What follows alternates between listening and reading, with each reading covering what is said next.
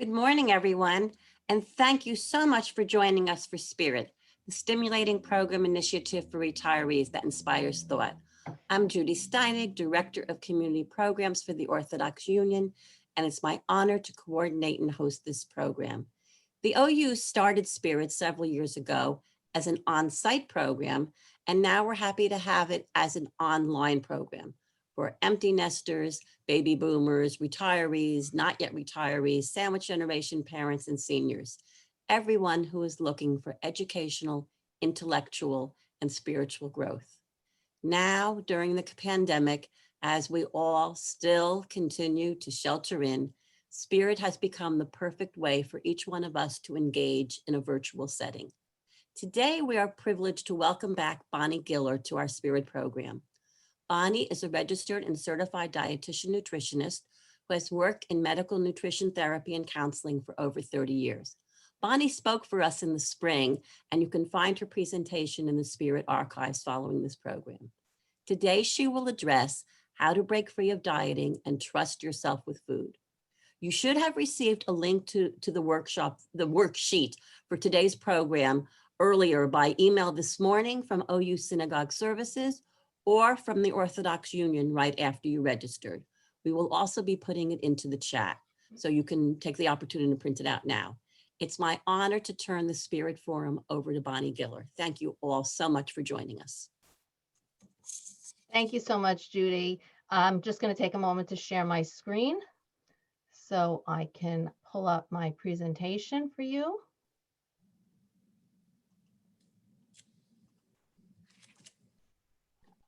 And Judy, if you want to just let me know, do you see my screen?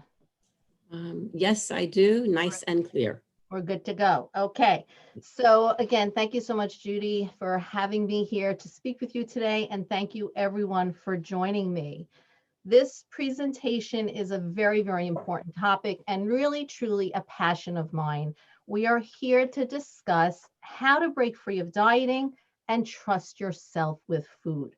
Now, as Judy mentioned, there is a worksheet that I've prepared for you. So please, if you have it, if you didn't print it out, go do that, because there are going to be some questions that I ask throughout the presentation, and you'll be able to fill in the answers on the worksheet, as well as some other really helpful information that I share. You may want to jot some notes down. I really have found that this enhances the learning of the participants. Now, while I'm not able to take questions live during this presentation, I am very happy to answer any questions that you might have via email, which I will share with you at the end of today's presentation. So let's just start with, what will you learn today? We're going to learn what the 10 signs are that you're stuck in a diet mentality. I will also explain what diet mentality means, how to respond to the 2 types of hunger that you experience, and the 3 kinds of trust that you need to develop to never diet again. So let me start with a question. How many of you are currently on a diet or have ever been on a diet? Just think about how many diets you've been on in your lifetime. Write down that number on the worksheet. Do the diets work? Long term, that is. Or do you ever think, I eat what foods the diet tells me to, but I still don't lose weight? Or I lose the weight, but I can't keep it off. Why can't I just stick to my diet? How can I get the willpower to say no to temptation? I feel deprived of my favorite foods when I diet. I eventually just give up and I eat them. What is wrong with me? Why do I keep repeating my dieting mistakes? Will I always fail at my diets? Will I ever succeed? These are quotes that I have heard over the years in working with my clients. So what are the thoughts about dieting that swirl around in your mind? Just make a note of those on your worksheet. If you're frustrated with dieting, I want you to know that you're not alone. And I also want you to know the truth. Diets don't work. In fact, the diet industry is purposely set up to have you return as a repeat customer. They encourage you to just follow our advice and the rules of the diet, and you'll lose the weight. So they give you the exact amounts and types of foods to eat and when to eat. So all you have to do is be a good quote unquote rule follower. And when you break the rules, you feel ashamed, disappointed, like a failure. And then they lure you back in to try it again. This time it'll work. They want you to feel like regaining the weight you lost is all your fault. And the only thing to do is go back on the diet again. So think about it. The diet industry is the only industry that gets you to think that you are the problem versus their product. If your iPhone stopped working, would you blame yourself? No, you'd blame Apple. But with the diets, you feel like something is wrong with you. Why can't I just follow it? You say over and over again. And worse yet, some of the diets and recommendations are downright dangerous, leaving you deficient in various nutrients that you really need for good health. And they're just not sustainable. Despite all that, so many people go on one diet after another. And part of the reason is there are fears that come up when you think about giving up dieting. So what are some fears that come up for you if you were to stop dieting? I want you to write those fears down on your worksheet. Some of the common fears that I hear are, I won't stop eating. I don't know how to eat when I'm not dieting. I'll be out of control with food if I don't follow a diet that tells me exactly what to eat. So today you are in the right place. If you've been struggling with your weight for years, even decades, on diet after diet without long-term success. You're afraid to stop dieting because you fear you'll eat out of control. You're also in the right place if you're frustrated and you feel guilty every time you eat something that you deem quote unquote bad for you. You really just don't enjoy the foods that you're eating, but you eat them because you think you should. You think these are the foods that are good for me, but you don't have pleasure in your meals. And if you have pleasure, it comes with a side of guilt.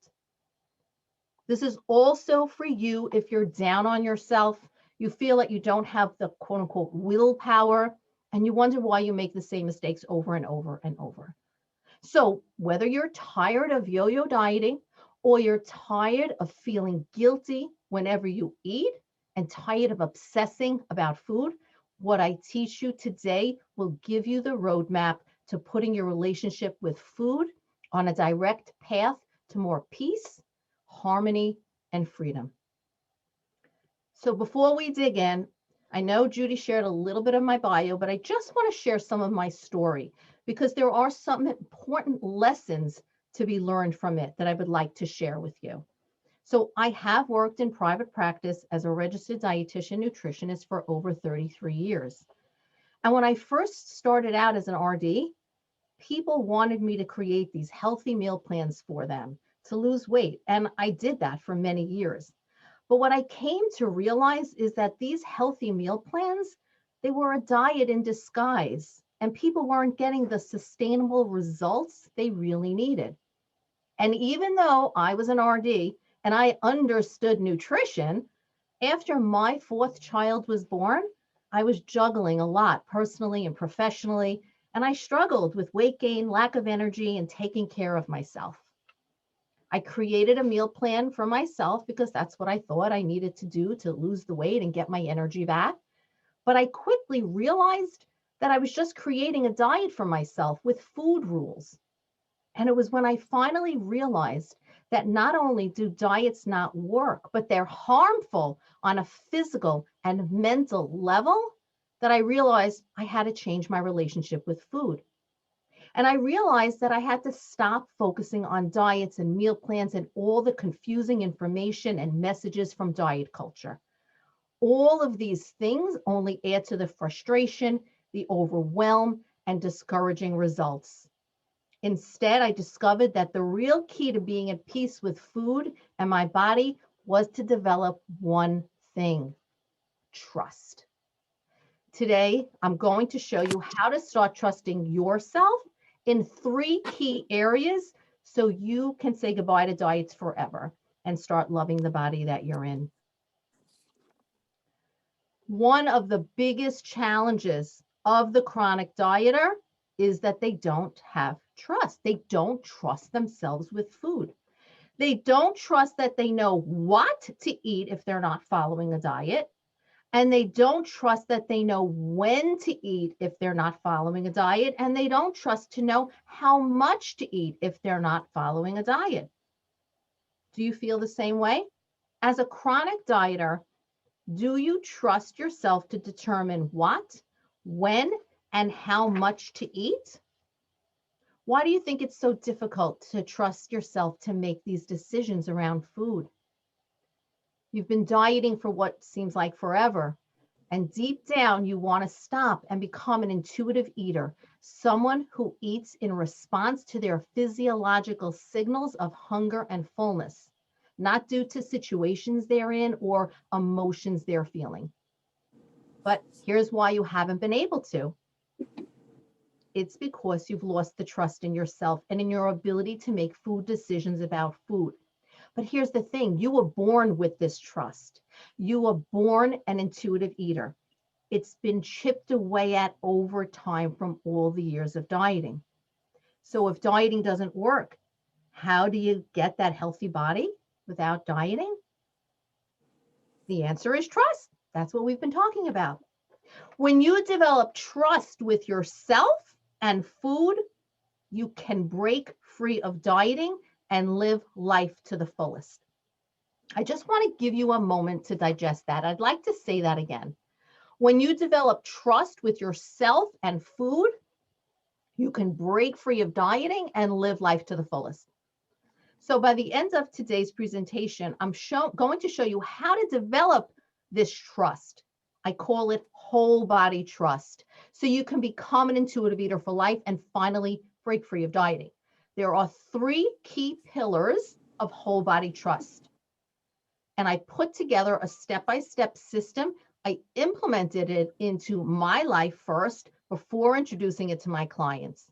And it was amazingly freeing. I no longer followed a meal plan, nor did I feel deprived of foods that I may have wanted. I trusted myself with food. And now that's what I do. I help chronic dieters do the same thing through this process I'm teaching you today. And I'm blown away by the results. And I promise you, as part of today's talk, I'm going to share some stories with you, not only to teach you how this works and how you can do this too, but to inspire you that I know you can do this as well. Now, I have been researching and speaking with intuitive eaters for a long time, and they all have one thing in common. I'm going to tell you what that is at the end of this presentation, so please make sure to stay with me to the end. Now, let us dig into the 3 pillars of whole body trust. Pillar number 1 is mind trust.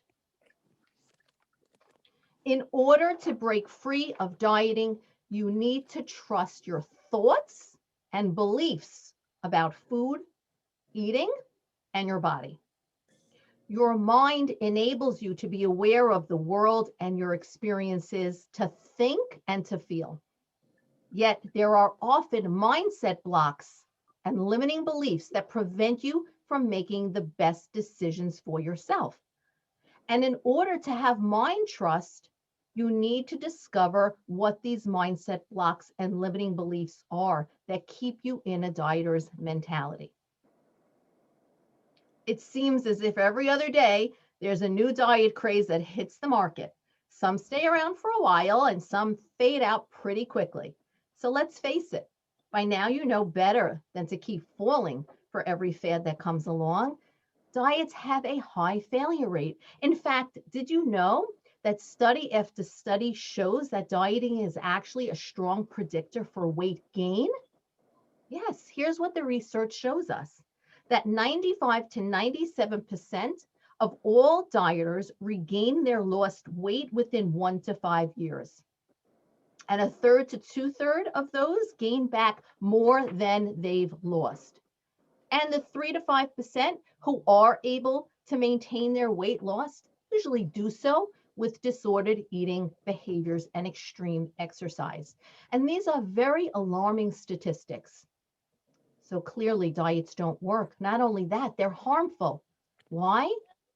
Because repeated yo-yo dieting and weight cycling is you lose, you gain, you lose, you gain, you lose, you gain, that has been shown to have negative health effects, including an increased risk of heart disease and long-lasting effects on your metabolism, just to name a few. But above all, diets are harmful because they erode the trust in each of the 3 pillars I'm teaching you today. So again, if diets don't work and they're harmful, why do people do it over and over again? We go back to the same thing. One moment. That you downright don't trust yourself. Now, I just wanted to share, before I get to that next slide about diet mentality, I just wanted to share something that I hear quite often. And you tell me if that resonates with you. Bonnie, I just don't trust myself to let myself eat what I want to. I hear that all the time.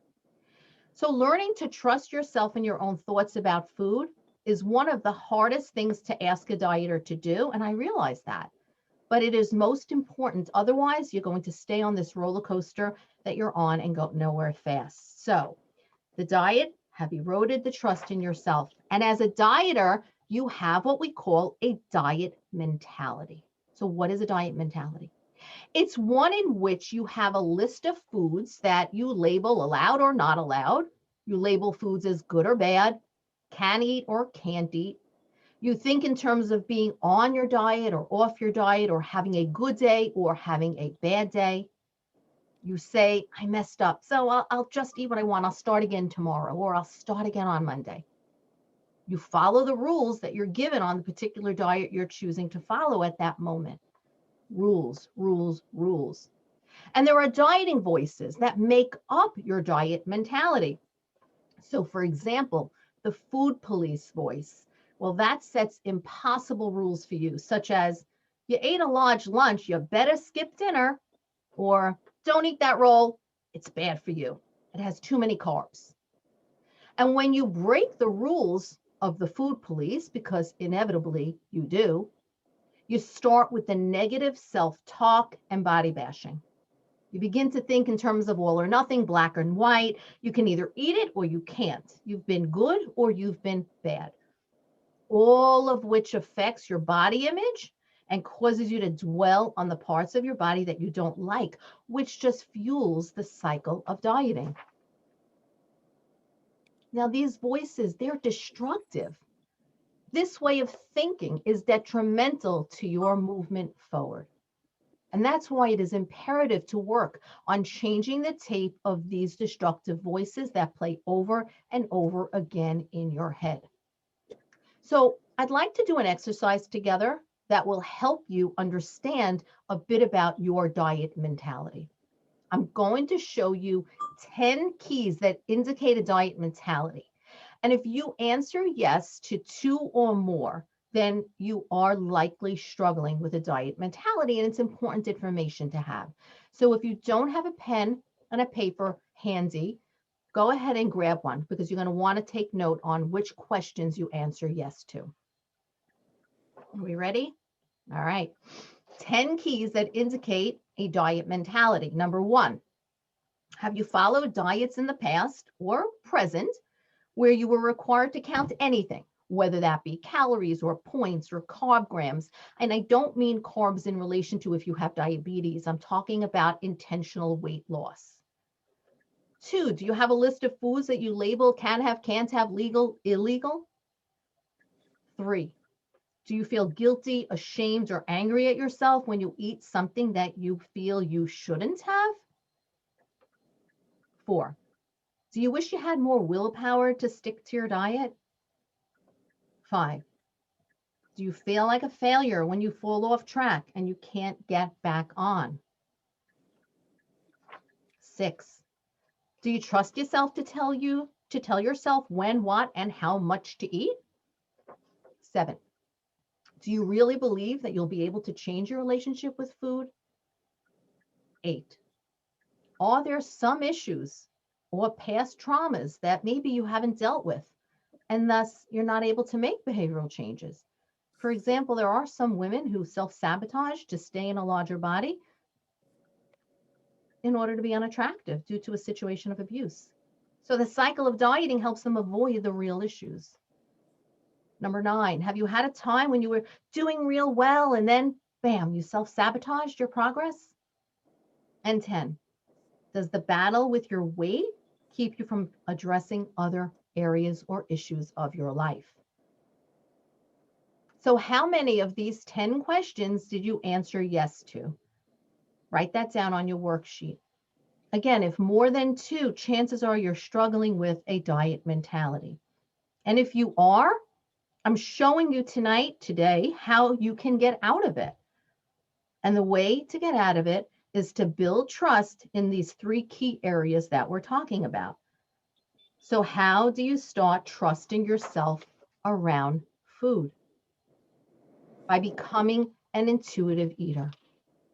So being an intuitive eater means that you don't have a list of foods you can and cannot eat. You don't have a list of rules that tell you the what, the when, and the how much to eat. It means you rely on your internal hunger and fullness signals to determine when, what, and how much to eat. You eat for physical reasons and not emotional reasons. You give yourself unconditional permission to eat when you're hungry, what food you desire. And when you do this, you will see that you will not overeat, because it's not a matter of being good or bad. And if I was bad already, I might as well finish it off because, I'll start again tomorrow. You have full trust in yourself. It's an incredible sense of relief to give yourself this permission without the worry of overeating, and allow yourself to enjoy guilt-free eating. By learning to trust your own mind, you are opening yourself up to reclaiming what you were born with, and that is being an intuitive eater.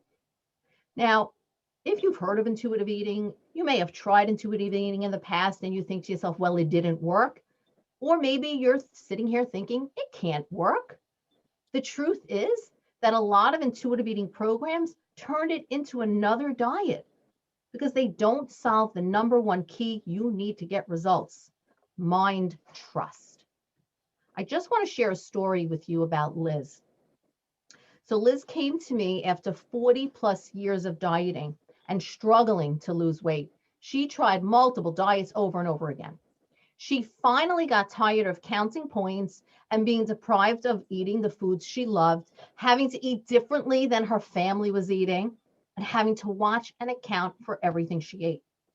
Well, Liz encountered intuitive eating on her own, and she was trying to implement the principles of intuitive eating, yet she still struggled, and she was not able to identify her hunger and fullness signals, which was silenced from many years of ignoring them. So we started working together and realized that her struggles were due, in fact, to that she still harbored a diet mentality, although she thought she left that behind. We worked on shifting her mindset and developing mind trust. And now Liz says the change away from the dieter's mindset is allowing me to realize that I can eat, is allowing me to focus on learning my body's signals for hunger and fullness. It has also allowed me to realize that I can eat the foods I love and focus on listening to what my body really wants. In this way, I am finding that I am satisfied with less. That's what Liz said. And the mindset shift was so empowering to her. And she is now giving herself permission to eat without feeling any guilt and without following a set of rules that someone else told her to follow. So for you, start by looking at your own diet mindset. You need to be clear on your current mindset so you know how to make this shift. Okay, so this might sound scary to you. It's amazing, however, how powerful your mindset can be in determining your success in anything in life. This is especially true for you if you're a chronic dieter. The way you think about yourself and your body is a large factor in the results you achieve or don't. And that's why I work very closely with my clients in my Whole Body Trust program to uncover these mindset blocks and limiting beliefs. By successfully shifting your mindset and rejecting your diet mentality, you're essentially giving up dieting.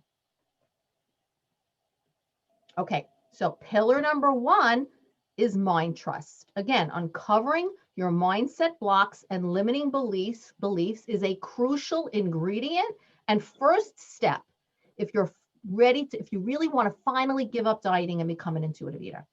So, first pillar, mind trust. What is pillar number 2? Pillar number 2 is hunger trust. So, what in the world is hunger trust?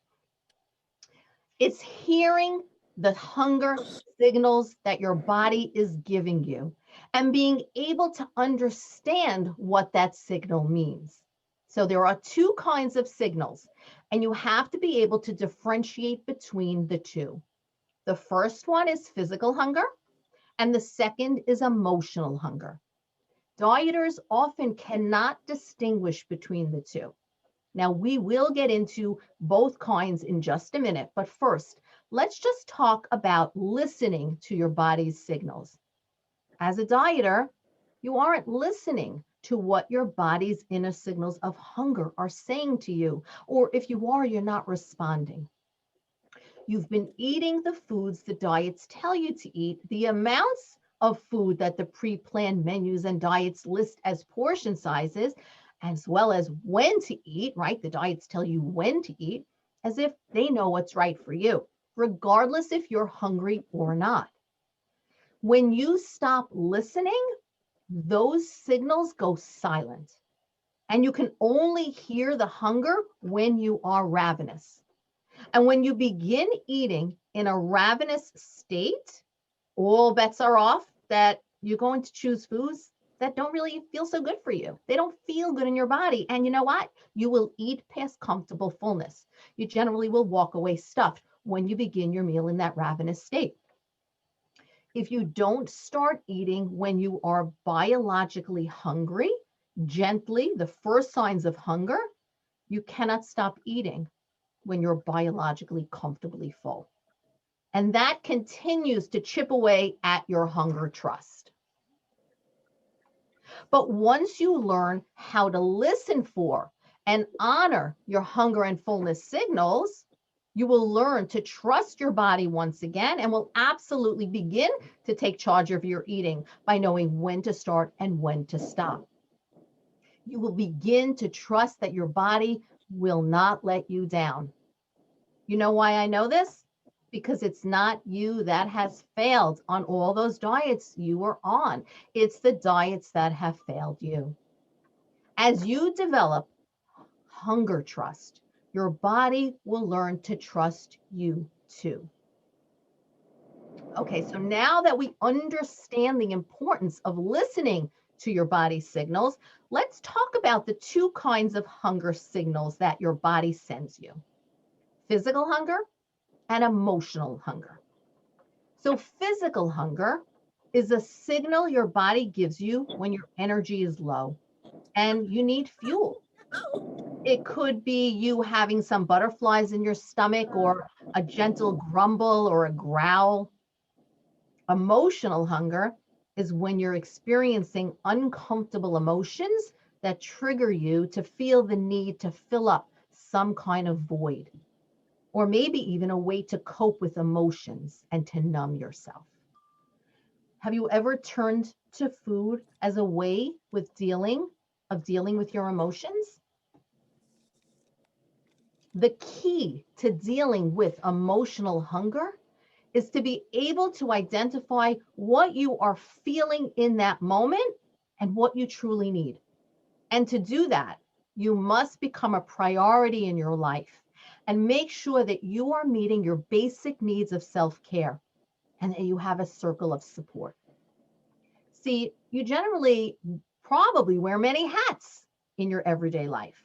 All too often, you're so busy tending to the needs of others that you frequently forget to take care of yourself. Or maybe you just put your own needs on the back burner. And if you do take the time, I bet you feel some guilt afterwards. So while you realize maybe that, you know what, this is what I need at this given moment, I need to take a break, I need to rest for 20 minutes, you don't honor yourself and your needs if somebody is asking you to do something and it has to be done now. Most often, nothing would happen if they waited 20 minutes while you tended to your own needs. But here's what happens. You help the other person out, you make that phone call, you take care of the errand for somebody, and when you finally sit down, you're resentful, you're frustrated, you end up even eating, even though maybe you're not hungry. You're not physically hungry. Maybe you're even rewarding yourself for, a hard day. So you're rewarding with food. I just want you to realize that if you don't take care of yourself, you really won't have that much to give to others. So you need to start shifting your thinking and prioritize your health and well-being. And when you do, you become much more productive and truly present in the many roles that you hold. And then when you feel good physically and mentally and emotionally, you're able to bring more to all that you do. And yes, your family, your friends, your loved ones, they will very much appreciate it. Now, an important part of self-care is making sure that you have the right support surrounding you. Having a strong support system can play a huge role in maintaining a successful and consistent journey. With determination, a positive attitude, and the right people behind you, your chances of reaching your goals are much more likely. Remember, communication is key. I am big on communication. Be specific in your request for help from whoever's in your support network. No one gives or receives help in the same way. So say exactly. And a listen better than sitting in the house and doing the Zoom meeting. Okay. So say exactly what you need.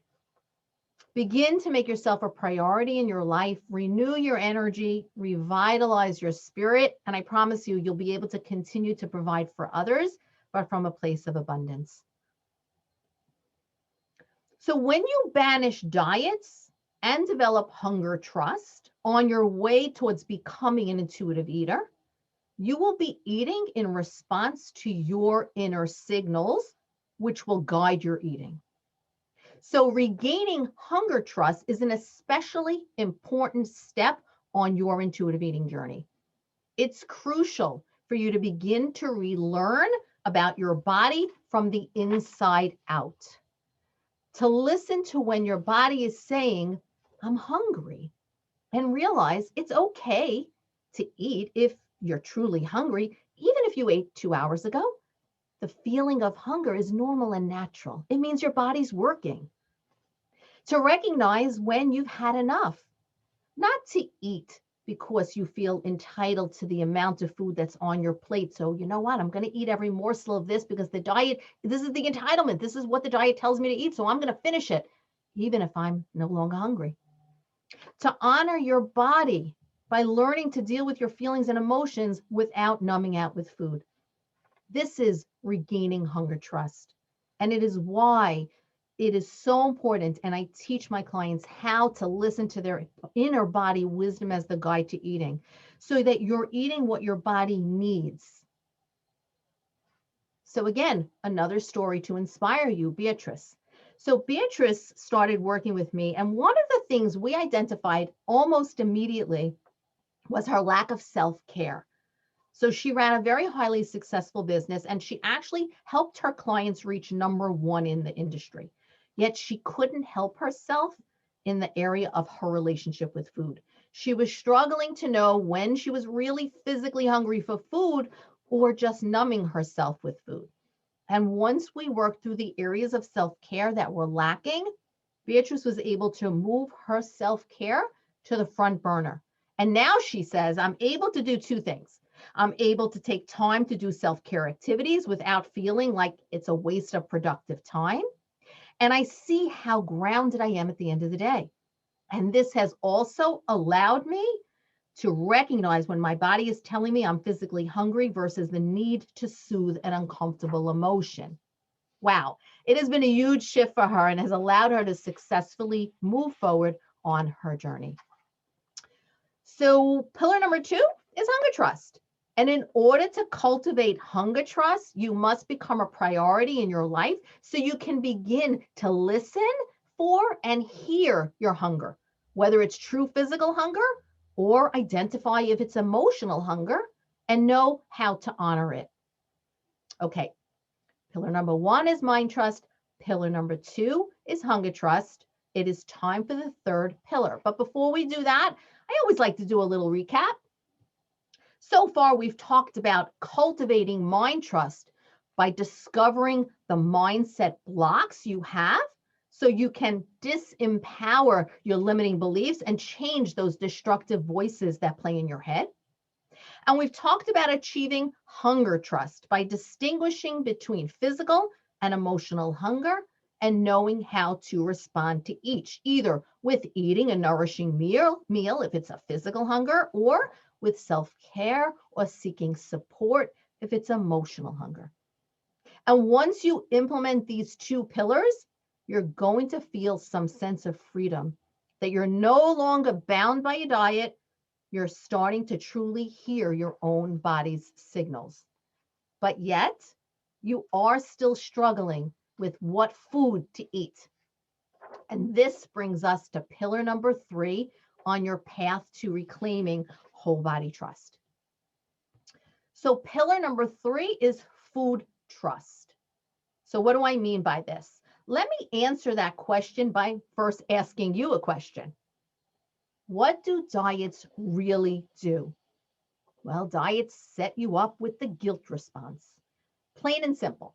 Dieting makes you preoccupied with food and causes you to have feelings of guilt when you eat something you're not supposed to eat because it's not on your diet. Restriction of certain foods promotes an obsession with eating those foods. When food is taken away from you or restricted, especially food you love, it sets you up to obsess over that food and eventually engage in what we call rebound eating. There is only so much time that you will resist your beloved chocolate or cheesecake or fill in the blank. And when you give in, you're just going to consume a large amount, in essence, binging on it. And then you say, you see, I can't be trusted eating chocolate or cheesecake. The guilt and the shame causes you to lose total trust in yourself, your body, and the foods you choose over and over again. But food trust enables you to take charge of your own nutrition decisions and know that these choices you are making for yourself are unique for your body and are right for you so you can live a healthy and beautiful life. So let me ask you, where do you get your nutrition advice from? Oprah, Dr. Oz, the internet, the guy in the health food store, a magazine, your hairdresser? By relying on diets and what others, such as celebrity doctors or self-made gurus, tell you to eat, is not honoring your inner wisdom and is keeping you on the diet roller coaster. You see, there are 2 problems with this. Problem number 1 is nutrition overwhelm. There is so much confusing information out there about nutrition. It's difficult to know what is accurate and what is not. So you've tried it all, but you still feel lost. If any of this resonates with you, go ahead and shake your head. And please know that you're not alone. A lot of dieters struggle with this because they don't know how to eat if they're not on a diet or they're not told how to eat. You must have a reliable source that you can trust to educate you on nutrition. But ultimately, you are in the driver's seat in making your own food decisions. And for this, you need food trust. So Sarah came into my office one day, finally fed up with dieting. And she told me that she tried every diet imaginable, and every diet told her different foods to eat and not to eat. Eat carbs, don't eat carbs. Never eat dairy, eat dairy. Only eat protein, no. Eat only plant-based. Do you resonate with that? She was so confused. She had no idea how to eat and didn't trust herself to make her own food choices. So we started working together by unraveling the dieting messages that she's received so she can develop mind trust.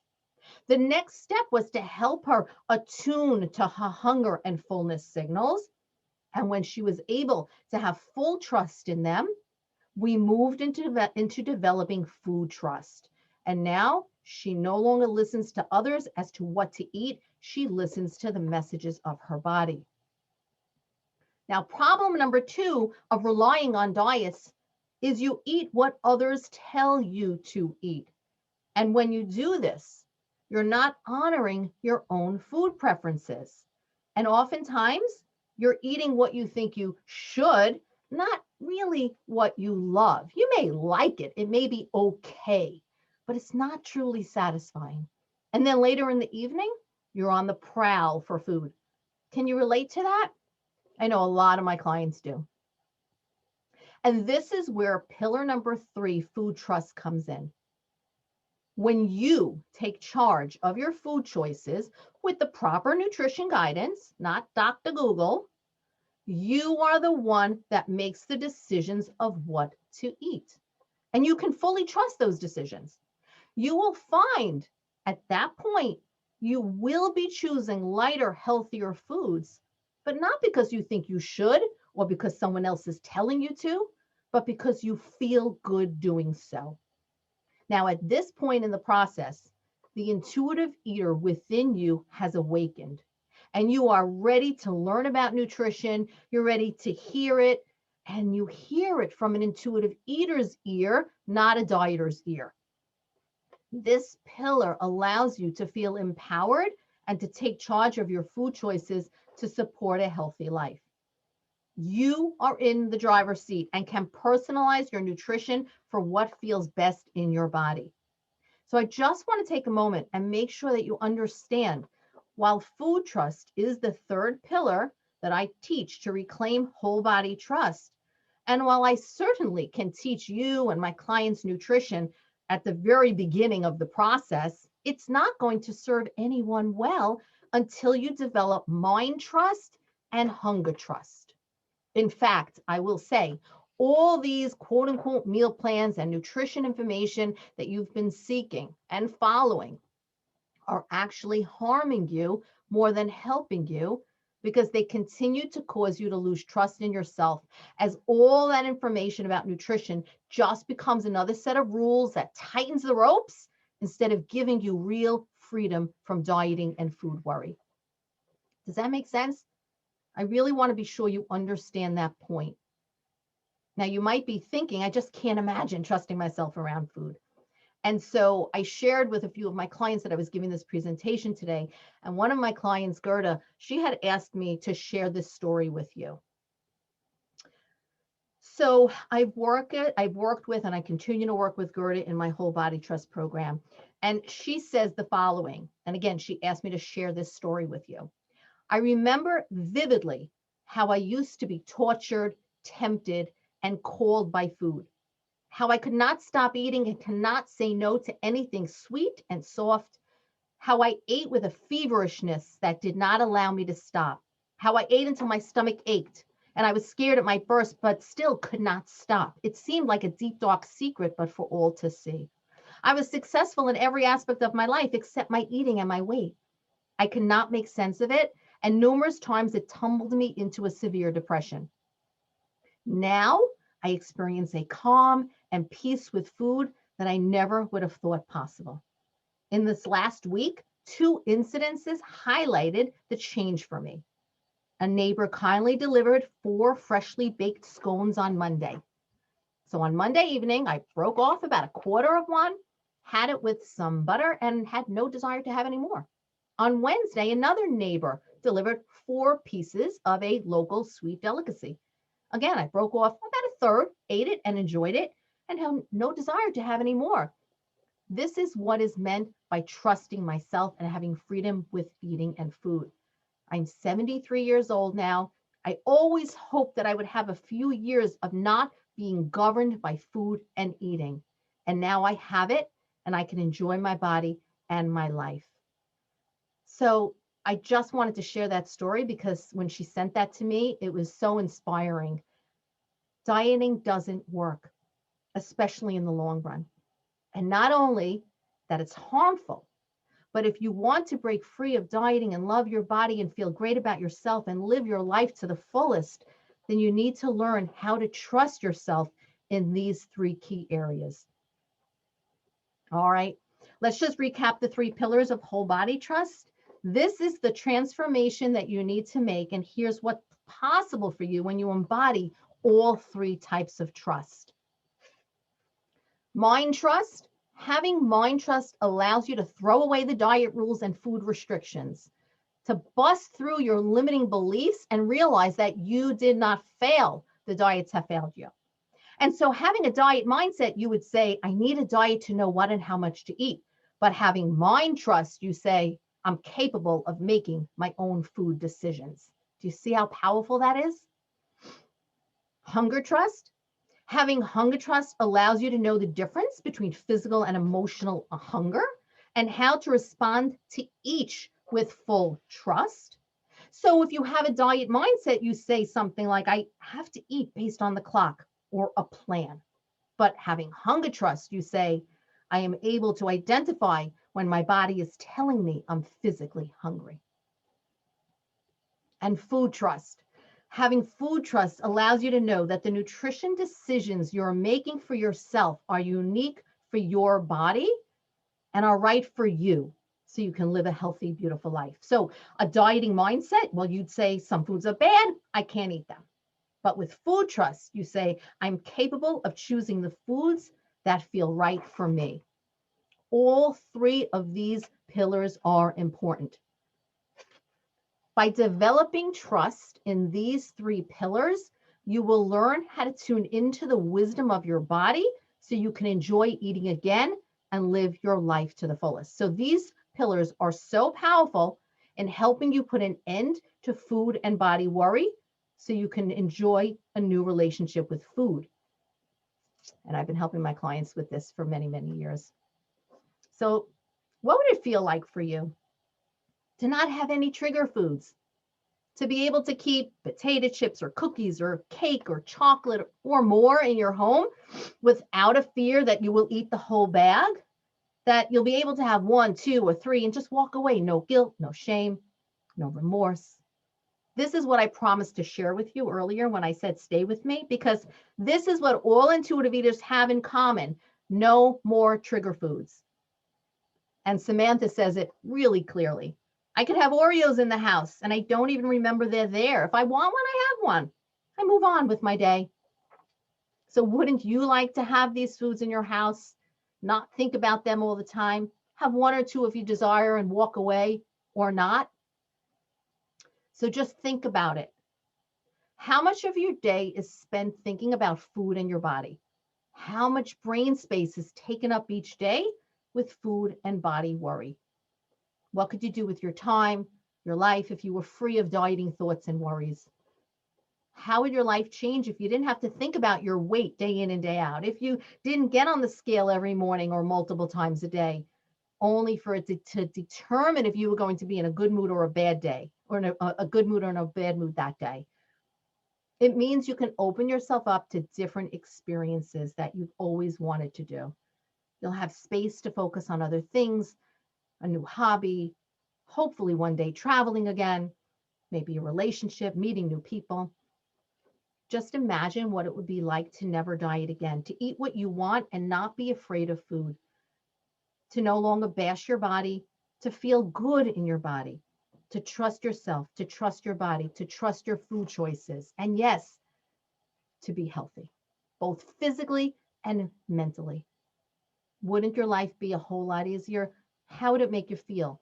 Maybe write that down on your worksheet. Think of the vision of life without the food worry, without the body worry. It's all possible for you.